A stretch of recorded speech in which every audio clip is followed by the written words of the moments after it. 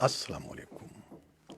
पाकिस्तान में इस वक्त शाम के 7, भारत में 7:30 और यहाँ हमारे स्टूडियोज़ की घड़ियों में सुबह के 10 बज रहे हैं। वॉइस ऑफ अमेरिका वाशिंगटन की उर्दू सर्विस से हमारी बाकायदा नशरियात का आगाज़ होता है। पहले घंटे के लिए मैं हूँ आपका मेज़बान खालिद हमीद। जैसा कि आप देख रहे हैं, फेसबुक लाइव पर हम आपके सामने हैं और वेबसाइट और रेडियो पर हमारा ये 1 घंटे का न्यूज़ शो जारी रहेगा। तो आगाज़ करते हैं पहले आज की अहम खबरों की सुर्खियों से।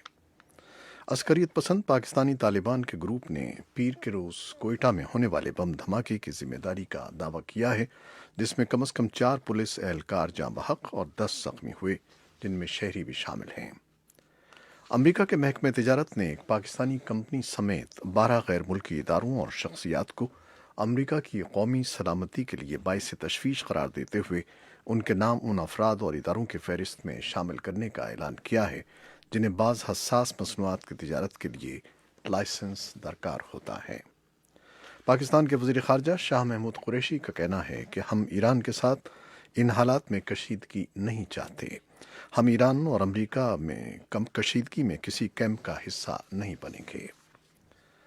पाकिस्तान की वफाकी काबीना ने टैक्स एमनेस्टी स्कीम की मंजूरी दे दी है, जिसके तहत मुल्क के अंदर और बाहर पोशीदा असासे रखने वाले पाकिस्तानी शहरी रवां साल 30 जून तक एक ख़ास शरह से टैक्स अदा करके अपने असासों को कानूनी बना सकते हैं।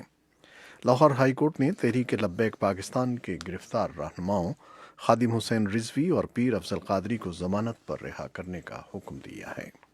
तालिबान के आला मुज़ाकरातकार ने अपने एक ताज़ा बयान में कहा है कि अमरीका इस वक्त शिकस्त के दहाने पर पहुंच चुका है और वो जल्द ही अफगानिस्तान से निकल जाएगा। सोमालिया में पुलिस ने बताया है कि मोगदेशु के एक ज़िले में खुदकुश बमबार ने मंगल के रोज़ दफातर पर हमला किया, जिसमें 4 अफराद हलाक हो गए। और अक़वाम मुत्तहिदा के हक़ाइक़ मालूम करने वाले खुसूसी मिशन ने दुनिया के मुल्कों पर जोर दिया है कि वो म्यांमार की फ़ौज से तमाम ताल्लुक़ात मुनक़ता कर लें ताकि उसे रोहिंग्या मुसलमान अक़लियत के इंसानी हुकूक़ पामाल करने का ज़िम्मेदार ठहराया जा सके। शिमाली कोरिया ने अमरीका पर बहरी क़ज़्ज़ाक़ी का इल्ज़ाम लगाते हुए फौरी तौर पर मुतालबा किया है कि उसका माल बरदार बहरी जहाज़ वापस किया जाए। सदर डोनाल्ड ट्रंप ने कहा है कि अमरीका चीन के साथ कल तक एक मुआहिदा तय कर सकता है। ये थी शह सुर्खियाँ, तफसील कुछ देर के बाद।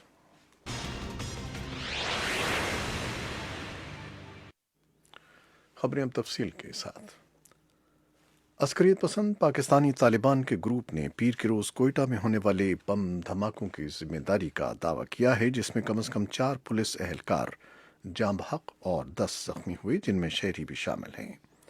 पुलिस का कहना है कि ये बम एक मोटरसाइकिल पर नस्ब किया गया था और बज़ाहिर रिमोट कंट्रोल के ज़रिए ये धमाका पुलिस वैन के करीब किया गया। हालिया दिनों में बलूचिस्तान में ये दूसरा धमाका है।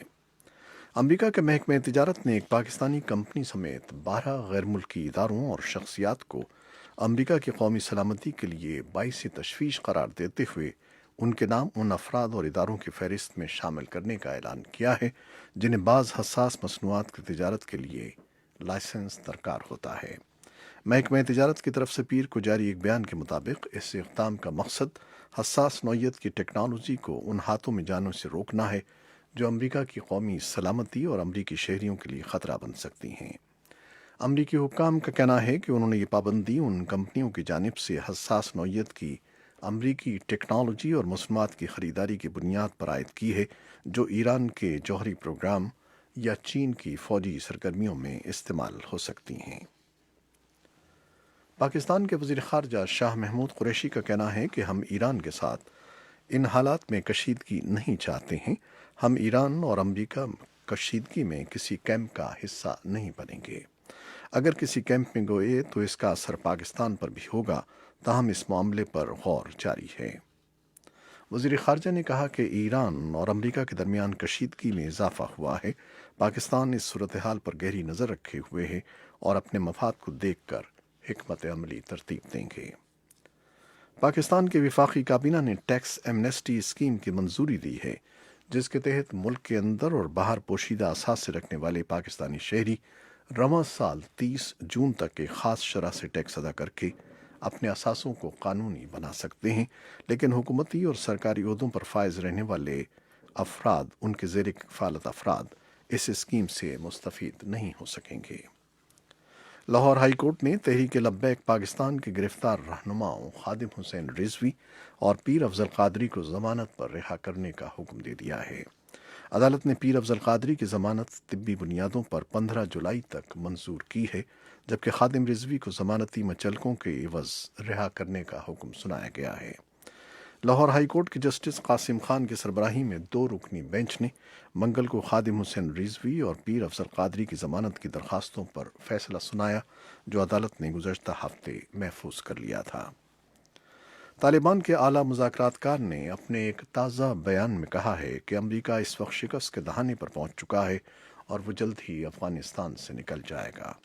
شیر محمد عباس استانکزئی نے یہ بیان دوحہ میں طالبان کے خصوصی اجتماع میں 28 اپریل کو دیا، جبکہ اپنے اس بیان کے بحث 2 روز کے بعد انہوں نے امریکہ کے ساتھ مذاکرات کے تازہ ترین دور میں طالبان کے وفد کی قیادت کی۔ جمعے کے روز طالبان کے حامی سوشل میڈیا کے ایک چینل نے قطر کے دارالحکومت دوحہ میں امریکہ کے خصوصی نمائندے زلمے خلیلزاد کی قیادت میں طالبان کے ساتھ 1 ہفتے تک جاری رہنے والے مذاکرات کے اختتام کے 1 روز بعد استانکزئی کی ویڈیو جاری کی ہے۔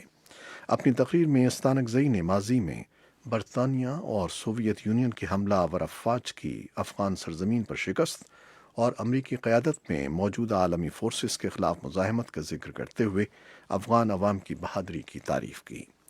ہفتے کے روز امریکہ کے ایک سابق ڈیفنس چیف رابرٹ گیٹس نے کہا تھا کہ اگر امریکی فورسز افغان حکومت کے مستحکم ہونے سے پہلے افغانستان سے نکل جاتی ہیں تو وہاں ایک حقیقی خطرہ جنم لے سکتا ہے، اور وہ خطرہ یہ ہے کہ طالبان ملک پر قابض ہو سکتے ہیں۔ انہوں نے سی بی ایس نیوز سے باتیں کرتے ہوئے کہا کہ افغان شورش پسند گروز اب بھی ملک پر قابض ہونا چاہتا ہے۔ صومالیہ میں پولیس نے بتایا ہے کہ موگادیشو کے واڈا نبادا ضلع میں ایک خودکش بمبار نے منگل کے روز دفاتر پر حملہ کیا، جس میں 4 افراد ہلاک ہو گئے۔